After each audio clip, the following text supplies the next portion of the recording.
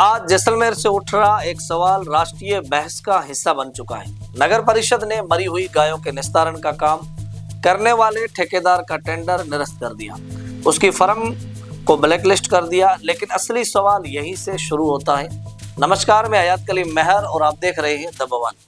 अगर व्यवस्था में इतनी बड़ी कार्रवाई करनी पड़ी तो आखिर सवाल सिर्फ ठेकेदार पर क्यों खत्म हो जाए? सबसे बड़ा सवाल तो ये है कि इतनी बड़ी संख्या में गायों की मौत हुई कैसे? देश की राजनीति में गाय सिर्फ एक पशु नहीं रही, उसे आस्था, संस्कृति और राजनीति तीनों के केंद्र में रखा गया।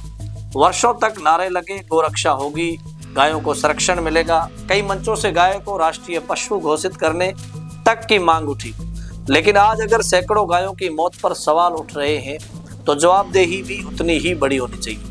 जैसलमेर और पश्चिमी राजस्थान में वर्षों से ओरन यानी परंपरागत चारागाह बचाने की आवाज उठती रही। ओरन प्रेमियों ने लंबी पद यात्राएं की, जयपुर तक अपनी बात पहुंचाई, क्योंकि उनका कहना था कि जब चारागाह खत्म होंगे, पानी घटेगा, पशुओं के प्राकृतिक संसाधन कमजोर होंगे तो सबसे पहले मार पशुधन पर पड़ेगी। अब सवाल सरकार से भी है, क्या उन आवाजों को गंभीरता से सुना गया?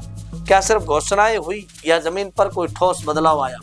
और सवाल उन नेताओं से भी है जो मंचों पर गाय के नाम पर सबसे ज्यादा राजनीति करते हैं, क्योंकि सच ये है कि जब कहीं एक गाय के साथ घटना होती है तो कई राजनीतिक दल और संगठन तुरंत सक्रिय हो जाते हैं। प्रेस कॉन्फ्रेंस होती है, बयान आते हैं, टीवी डिबेट सजती है। लेकिन अगर यहाँ सैकड़ों गायों की मौत के सवाल खड़े हैं तो क्या वही राजनीतिक ऊर्जा दिखाई देगी? क्या वही आवाजें उठेगी या फिर ये मुद्दा फाइलों और आरोपों में दब जाएगा?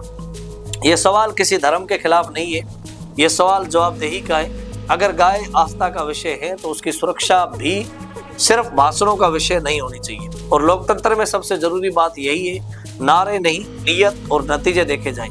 क्योंकि राजनीति अगर गाय के नाम पर वोट मांग सकती है तो जनता को ये पूछने का भी पूरा हक है, 500 गायों की मौत का जिम्मेदार कौन है और जवाब आखिर कौन देगा?